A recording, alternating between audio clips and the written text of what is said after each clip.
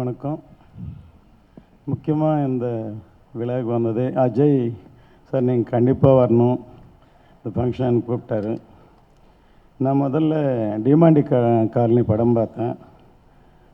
Director Murugadoss sir, hero Vijay sir, நானும் அந்த படம் பார்த்தோம்.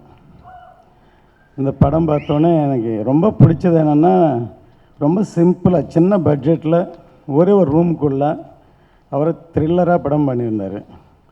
நான் படம் பார்த்துட்டு விஜய் சார் சொன்னார், சார் இவரோட படம் பண்ணுங்க சார் அப்படின்னு சொன்னார். சரி, நான் சொன்னேன் பண்ணுறது ஹீரோ விஜயோட படம் பண்ணலாம் அப்படின்னு சொல்லி கதை பண்ண சொன்னேன்.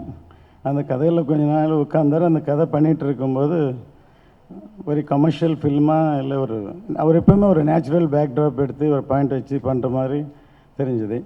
அதுக்கப்புறம் இந்த படம் பண்ணுறேன்னு சொல்லி இப்போது இமாய்க்கா நொடிகள் படம் பண்ணுறாரு. இந்த கதை கூட எனக்கு ஒரு வாட்டி ஒரு லைன் சொன்னால் அதான் நினைக்கிறேன், இந்த கதை அதே தான்.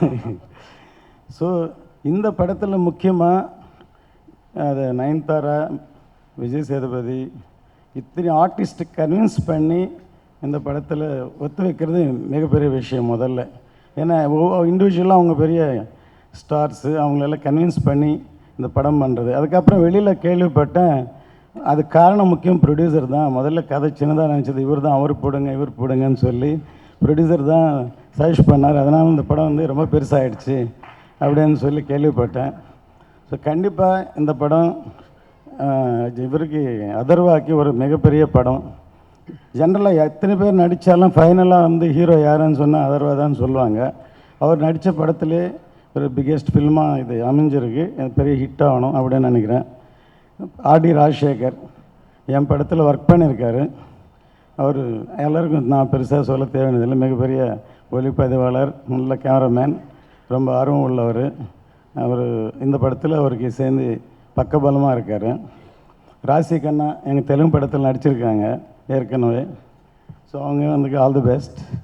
ஹிப்ஹாப் தமிழை பற்றி மியூசிக் டைரக்டரோட சமுதாய உணர்வு இருக்கிறது சொல்லி இந்த ஜல்லிக்கட்டு விஷயத்தில் ஒரு ஸ்டேட்மெண்ட் கொடுத்தாரு.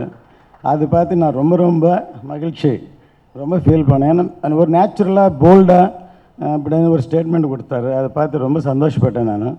ஸோ அவர் இந்த படத்துக்கு அவரோட பாணியில் இந்த சாங்ஸ் பார்த்தேன். இந்த படம் வந்து பெரிய சக்ஸஸ் ஆகணும். ஸோ எடிட்டர் அவர் ஏற்கனவே துப்பாக்கி இந்த படங்களெல்லாம் பண்ணியிருக்காரு. ஒவ்வொரு டெக்னீஷியன் எல்லோரும் சேர்ந்தால் தான் இந்த படம். ஆனால் என்னென்னா என்ன மாதிரியே ஒரு ஆர்வம் இல்லை. இப்போ ஒரு ஸ்பீச் பார்த்தேன். இப்போ எனக்கெல்லாம் மேடையில் பேச வராது, படம் தான் பண்ணுவோம். எவ்வளோ போல்டாக பேசுகிறாரு. அவர் ஒரு ஆர்டிஸ்ட் மாதிரி தான் இருக்கார் விஜயகுமார் சார். கண்டிப்பாக படத்தில் கூட நடிக்கலாம் அவர். இப்போ அதுக்கு இந்த படம் பெரிய வெற்றியானன்னு விஷ் பண்ணுறேன். All the best.